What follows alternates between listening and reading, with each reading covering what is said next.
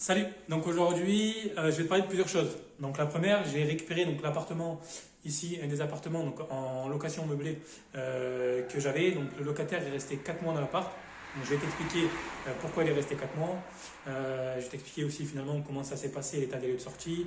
Et je vais te dire aussi exactement les éléments que tu dois contrôler quand tu fais un état des lieux de sortie d'un appartement meublé. Voilà. Et après, je vais parler donc tu sais, du souci que je t'en avais parlé. C'était le gros problème électrique que j'avais dans un appartement, plutôt dans une maison. Et tu verras, je vais te montrer les vidéos qu'il y a eu. Finalement, en fait, le tableau électrique était vraiment en train de chauffer, etc. Voilà, c'était à deux doigts de prendre feu. Donc, je te montrerai la vidéo, ça. Et après, la semaine prochaine, tu vas me suivre. Je vais rénover donc un immeuble de rapport, c'est-à-dire que je vais le diviser en deux lots. Moi, je vais refaire la partie du haut, donc je vais faire premier et deuxième étage. Donc je vais le rénover, tu vas voir tous les week-ends, tu vas voir la réno de l'appart. Et le dernier point, je te parlerai aussi de mon livre que je vais sortir, un livre digital. Voilà. Allez, ce que je fais, je vais te montrer l'appartement, je ne sais pas si tu l'as déjà vu. Alors pour la petite histoire, c'est mon troisième immeuble. Le troisième, j'ai décidé de le mettre en location meublée. Tu verras, je te montrerai mon immeuble aussi. Une fois que j'ai rénové la maison, je reviens ici, je te montrerai mon immeuble. Mais là, c'est un immeuble en fait que je vais diviser en trois lots. Le premier, tu vois, il est rénové entièrement. Voilà, il est loué, ça fait à peu près 4 mois.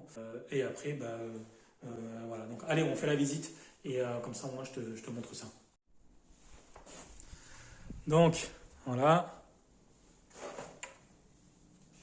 Ça, c'est le salon. Après, tu l'as peut-être déjà vu, salon, cuisine. Enfin, c'est une connerie, c'est cuisine avec la petite table. Voilà, donc appartement en location meublée. Donc moi, tu le sais sûrement, j'investis en zone rurale. Voilà, là j'ai décidé de me démarquer. Et vraiment, j'ai appelé une décoratrice intérieure qu'elle est venue, elle m'a fait les plans, elle m'a dit tu fais ça, ça, ça. J'ai respecté à la lettre. J'ai commandé tout ce qu'elle m'a dit. Et voilà, donc tu vois une belle cuisine. Alors ça, le meuble bas, il était déjà. Donc j'ai simplement ajouté un plan de travail. Et j'ai fait ça ici. Voilà, je trouve que ça fait joli. Cette crédence-là, le meuble haut, une hotte. Voilà, toute la plomberie qui est neuve. Hein. Plomberie qui est neuve, qui est faite par mes soins. Voilà, donc ici, un petit sas de rangement. Le tableau électrique. Le ballon d'eau chaude. Voilà. Ici, ça c'est pour mettre la machine à laver. Voilà. Donc bien sûr, il n'y a pas le frigo, mais il y est. Hein. En location meublée, c'est obligatoire un frigo. Voilà, là je l'ai mis à côté, je vais en mettre un neuf parce qu'il est ancien. Là, je vais en racheter un neuf de frigo. Voilà. Donc après, c'est pas obligatoire, les miroirs, etc. Mais voilà, c'est toujours. Ça fait joli, tu vois. Ça fait joli à la prise, je vais la nettoyer un coup. Tiens, je vais te parler en même temps. Alors, finalement, pourquoi cet appartement il n'est pas loué? En fait, je ne sais pas si tu l'as vu dans une dernière vidéo, je l'avais proposé à ma locataire, à une de mes locataires qui loue actuellement un logement en location nue dans le secteur.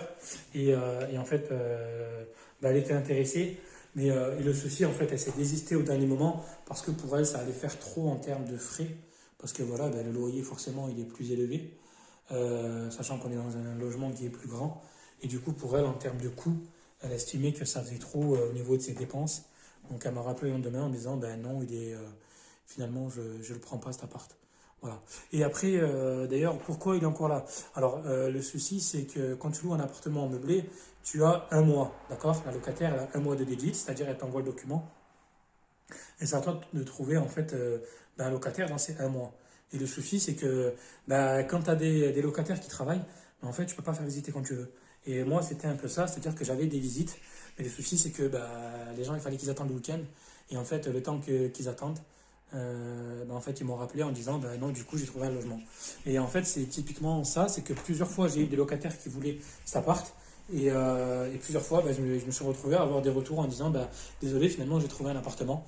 Parce que voilà, c'est trop tard. En fait, j'ai trop attendu.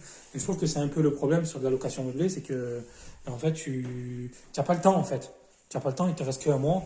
Et si tu investis dans des zones rurales, déjà, il faut trouver le locataire parce que voilà, c'est pas, si tu veux, c'est pas une cible. Quand tu investis en zone rurale dans des logements meublés, tu vas pas avoir beaucoup de clients, entre guillemets. Tu vas pas beaucoup avoir de demandes. Par contre, quand tu vas avoir des demandes, il n'y a pas de souci, ça va se louer. Et moi, le peu de demandes que j'ai eu, ben, en fait, j'ai pas pu aller jusqu'au bout parce que c'était soit c'était au niveau du délai de visite, c'était trop long. Donc du coup, il y a eu des désistements. Et voilà, aujourd'hui, tu vois, il n'est pas loué. Mais bon, je ne m'inquiète pas. Je prends pas le. Si tu veux, après, bien sûr, je filtre encore. Hein. C'est-à-dire que des demandes, j'en ai.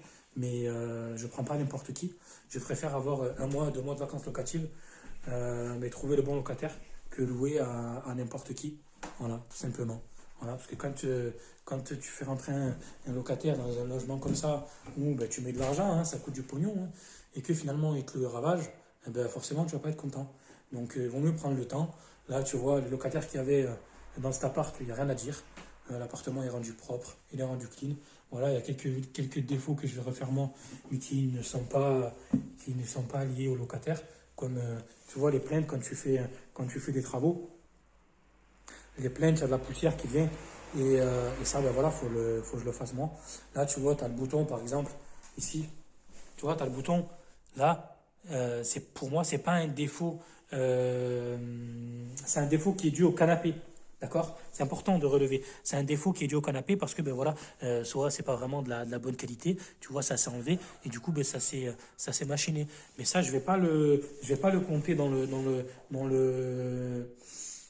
le dépôt de garantie parce que c'est pas un défaut qui est au locataire, c'est un défaut qui est lié au canapé. C'est pour ça que c'est important de bien faire la différence. Quand tu fais un état des lieux de sortie, il faut bien voir si c'est bien de la faute du locataire ou si c'est de la faute due à l'usure avec le temps.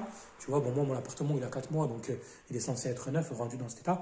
Ou si c'est un défaut qui est la locataire, ou si c'est un défaut qui est sur le canapé en lui-même, tu vois. Là, par exemple, voilà, si demain, par exemple, la vitre, elle aurait été cassée, il aurait fallu il aurait fallu que j'arrive à déterminer si c'est la locataire qui l'a mal, en gros, entretenu, qui l'a mal maintenu, ou si c'est le four qui a explosé parce que, voilà, il est non conforme, etc. Tu vois. Donc, voilà. Moi, voilà, regarde, la plaque, elle est rendue, voilà, il y a quelques traces, mais ça, c'est des traces parce que, voilà, tu as toujours des traces. Mais tu vois, c'est nickel, c'est pas cassé, c'est pas, tu vois, le four pareil, voilà, les meubles ils sont en bon état, voilà, c'est rendu pour moi dans l'état où ça devrait. Donc dans mon dépôt de garantie, moi ici, dans l'état de lieu de sortie, j'ai rien compté. Après, tu as ça aussi, tu vois, moi ce que je fais, je fais des photos et je fais des croix, voilà, et comme ça au moins, en fait, je donne un double à la locataire et comme ça, je sais clairement ce que je lui ai donné, tu vois. Tu vois, je sais que je lui ai donné ça, je sais que je lui ai donné ça. Mais tu vois, c'est important de, de, de noter, en fait, clairement. Parce que sinon, en fait, tu peux te retrouver à avoir. Et puis, tu vois, moi, il y a les prix aussi, ce qui est bien. C'est-à-dire que si demain, voilà, il y a un truc qui est cassé, je lui dis, voilà, moi, je vous retiens ça parce que je l'ai payé tant. Tu vois, tu as le prix ici. Tu vois, tu as le prix que je les ai payés, tu vois. Tu vois, j'ai mis des croix. Là, tu vois, j'ai pas mis de trait au feutre parce que je lui avais pas donné. Mais comme tu vois, le lendemain, je suis retourné, je lui ai redonné une dedans. Tu vois. Pareil pour les rideaux, hein. Les rideaux, c'est obligatoire. Hein. C'est obligatoire. Il faut prendre le temps vraiment de faire un état des lieux d'entrée. Ça prend 1 heure et demie. Là, tu vois, il est midi, j'ai passé 2 heures. Mais c'est important de regarder chaque mur. C'est important tu vois, les ustensiles, pareil. Les ustensiles. Bon, au moins, voilà, je fais des photos. Voilà, je vous ai donné ça. On a fait l'inventaire. Voilà, c'est ici. Tu vois, c'est ici. On a fait l'inventaire, c'est ici. Tu vois, c'est là. Voilà. Au moins, il n'y a pas de secret. C'est propre. C'est rendu. Tu sais que. Voilà, il n'y a pas de souci. J'espère que la vidéo ne va pas se couper parce qu'à mon avis, j'ai plus de gigas. Voilà. Je sais pas pourquoi j'ai plus de gigas d'ailleurs. Tu vois, c'est important de tirer aussi le lit. Tirer le lit, ouvrir les couettes, regarder qu'il n'y a pas de taches dans les couettes. Le contour des fenêtres, les rideaux, regarder qu'il n'y a pas de taches. Tirer les meubles pour vérifier tout. En fait, il faut tout vérifier dans l'appartement. Il faut prendre le temps parce que si tu l'as pas regardé, si tu signes le document et que tu dis que c'est conforme et que tu t'aperçois finalement qu'il y a un truc qui est cassé, etc., tu ne peux plus lui réclamer parce que dans l'état des lieux de sortie, tu as signé comme quoi que c'était conforme. D'accord? C'est important. Tu as, après, si tu détectes donc un défaut, un problème, tu as 3 mois. Tu peux garder le dépôt de garantie 3 mois. D'accord? Et il faut que ça soit justifié, c'est-à-dire que si demain tu veux lui enlever, par exemple, le meuble il est cassé, tu dis ben voilà, je vous enlève tant, il faut que ça soit justifié, il faut que ça soit sur facture, c'est très important. Tu ne peux pas lui enlever n'importe que tu veux, enfin, n'importe comment en fait. Tu peux pas, voilà. Et si s'il y a des tâches, par exemple, là tu vois, je sais pas moi, s'il y a des tâches, etc. C'est dans la limite en fait du raisonnable. Si tu vois qu'il y a quelques tâches, tu vas pas non plus lui enlever aussi. Après, voilà, si tu vois par contre que l'appartement est tout taché de partout, etc. Là ouais, tu lui enlèves sur le dépôt de garantie. Mais attention, encore une fois, je te conseille, c'est de pas être voilà, le but c'est que tu lui dises, tu dis, ben voilà, tenez, nettoyez un petit coup, et puis l'histoire elle est terminée. Voilà, je pense qu'en tant que propriétaire, quand un locataire te rend un appartement comme ça, propre, etc., que tu n'as jamais eu aucun souci de loyer, etc., c'est pas d'aller et de la tuer, de la plomber, quoi. Voilà, et puis il faut faire attention, c'est que ben, y a des lois, et les lois, il faut les respecter, et tu ne peux pas faire ce que tu veux. Donc voilà, il faut que ça soit cohérent, c'est-à-dire que demain le juge, s'il voit que c'est pas conforme, ben, en fait, ça peut te coûter très cher. Donc, retire uniquement ce que tu as le droit d'enlever. Sur des éléments cassés, ok. Sur des éléments qui sont usés, il faut faire attention à savoir si c'est une usure du canapé, si c'est l'usure prématurée, si c'est la locataire qui l'a usé. Voilà. Moi, là-dessus, j'ai rien enlevé, même s'il y a quelques défauts. Voilà, par exemple, ça, voilà, bon, ben, c'est pas grave, je vais nettoyer un petit coup, mais je vais pas lui enlever sur le dépôt de garantie. C'est pas ma devise en tout cas, parce que voilà, la locataire, moi j'ai rien eu à dire sur elle. L'appartement il est rendu propre. Voilà, je vais repasser 1 heure à faire quelques petits coups de nettoyage, etc. Mais voilà, il n'y a rien de grave. Elle m'a pas cassé une chaise, elle m'a pas cassé un meuble, elle m'a pas, tu vois, elle m'a rendu le sol, ils ont frotté, c'est propre, etc. Voilà, moi c'est donnant-donnant. L'appartement est rendu propre, il est rendu nickel. Je rends le dépôt de garantie. Si derrière je vois quelque chose qui est cassé, eh ben j'enlève sur le dépôt de garantie. C'est tout, c'est normal en fait. Je respecte les lois, je ne vais pas comme j'ai envie. Il y a des lois, il faut les respecter, que ça soit sur la location meublée, sur la location nue. Voilà, c'est comme ça. Sinon, les locataires, ben, ils vont te. Il y en a, ils peuvent porter plainte, hein, c'est tout. Et puis ils ont raison, j'ai envie de te dire. Hein. Si tu fais comme tu veux et que tu prélèves de l'argent alors que tu n'as pas le droit, eh ben, ils ont raison d'aller au juge et de porter plainte. Hein. En même temps, c'est normal. Hein. Parfois, ils ont des lois, ils ont des droits, ils ont des devoirs aussi, ils ont aussi des lois qui sont là pour les protéger. Et s'ils voient que le propriétaire il a abusé, eh ben, ils ont raison de faire le nécessaire pour faire valoir ses droits. C'est tout. Voilà. Bon, moi, je ne suis pas un propriétaire chiant. Je suis pas un propriétaire chiant. Voilà, si ça s'est bien passé, même s'il y a des choses que des fois où je pourrais enlever sur le dépôt de garantie, je le ferai pas parce que ben, c'est encore une fois, c'est jauger. Voilà, jauger en fonction de plein de facteurs. Et voilà, je suis souvent du côté du locataire quand je vois que ça s'est très bien passé et que j'ai pas eu de soucis, tu vois, je viens de le voir. Là, tu vois, c'est pas de sa faute. Hein.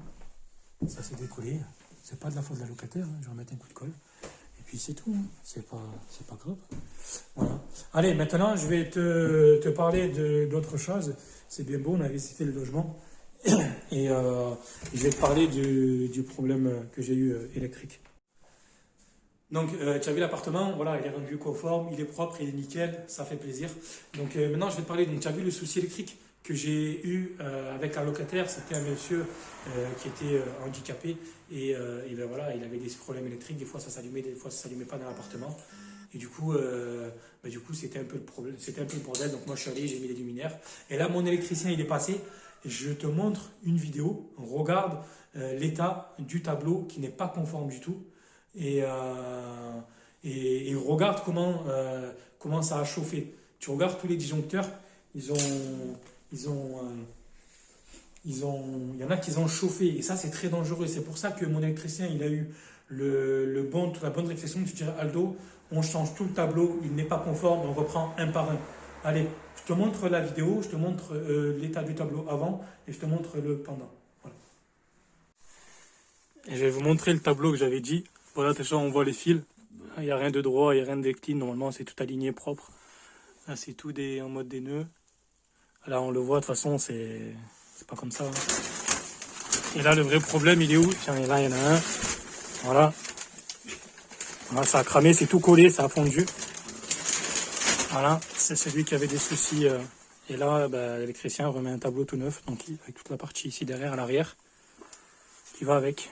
Parce que là, l'ancien électricien, lui, en fait, la goulotte n'était pas la même dimension que le tableau. Et là, le tableau, on le voit, en fait, il est fixé sur le mur.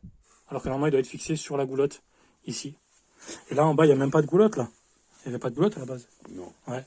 Donc là, jamais faire ça. Le tableau, il est carrément fixé sur le mur. Donc toute l'humidité, etc., le tableau, il ramasse. Donc voilà. Voilà, l'électricien, il a été intelligent, il a dit non, Aldo, il faut tout changer. Et il a eu raison. Parce que, on le voit, ça a failli cramer. Enfin, ça a cramé déjà. Et ça, c'est le feu. Il est où l'autre? Tu vas voir, il est où l'autre? T'as les autres, non? Qu'ils ont chauffé, là. Donc là, il remet tout à neuf.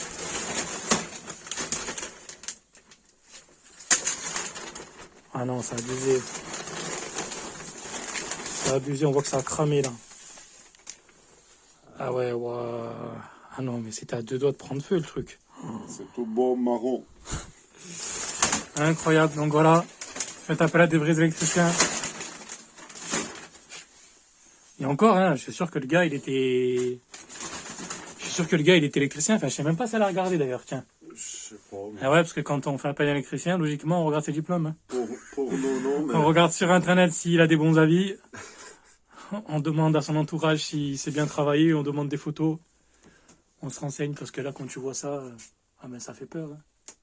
Ça fait peur. Hein. Contrairement à là, où tu vois déjà rien que là, à la base, tu vois, c'est bien aligné, c'est propre. Contrairement à là, où c'est tout...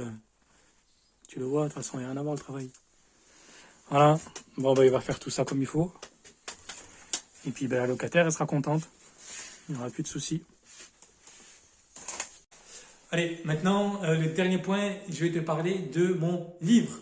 Alors, je suis en train d'écrire un livre. Donc, tu le sais, j'investis dans des immeubles de rapport. Voilà, ça fait à peu près 3 ans. Depuis que j'ai découvert l'investissement immobilier, c'est ma stratégie immeuble de rapport de rendement. C'est ma première stratégie. Immeuble de rendement, voilà, donc dans des zones rurales, dans des secteurs peu recherchés que les gens ne veulent pas. Et moi, si tu veux, j'achète pas cher, je rénove tout moi-même, une grosse partie. Je loue dans la tranche haute du prix du marché parce que forcément, c'est des logements qui sont rénovés. Et voilà, c'est tout. Donc je suis en train d'écrire un livre. Donc si tu veux précommander le livre qui va s'appeler Investir dans un immeuble de rapport, tu m'envoies un mail, d'accord? Tu m'envoies un message. Salut Aldo, j'ai vu ta vidéo. Je veux ton livre Investir dans un immeuble de rapport. Et moi, je t'envoie le lien pour le précommander. D'accord? J'ai fait une offre pour le lancement avant de le lancer réellement. Il sera dispo le 15 mars. Voilà. Et donc mon adresse mail, tu m'envoies un mail, c'est koulimotv@gmail.com. Voilà, tu m'envoies un mail, koulimotv@gmail.com en tout en minuscule. Et moi je te réponds, je t'envoie le lien, comme ça tu le commandes. Et dès que je l'ai, dès qu'il est terminé, je te l'envoie par mail. Alors, c'est un vrai livre, hein, c'est un vrai livre numérique. Hein. C'est pas un livre où on t'envoie un PDF de 4 pages. Hein. C'est un truc qui fait 250 pages. Voilà, je parle vraiment de mon expérience, des stratégies que j'ai utilisées, voilà, de comment tu peux investir dans les immeubles de rapport, comment je fais moi, les règles à respecter, etc., les travaux, la fiscalité. Voilà, c'est un livre voilà, dans lequel où il y a mes connaissances. D'accord. Alors attention, je n'ai pas la science infuse, je suis pas un expert, je suis pas le directeur de machin. Le livre, pour moi, on va dire pour les débutants. Voilà. Je suis un simple investisseur comme toi qui investit dans les immeubles de rapport et j'ai décidé de te partager mes connaissances à travers ce livre. En tout cas, voilà, si tu veux le commander, c'est avec plaisir, il y a aucun souci.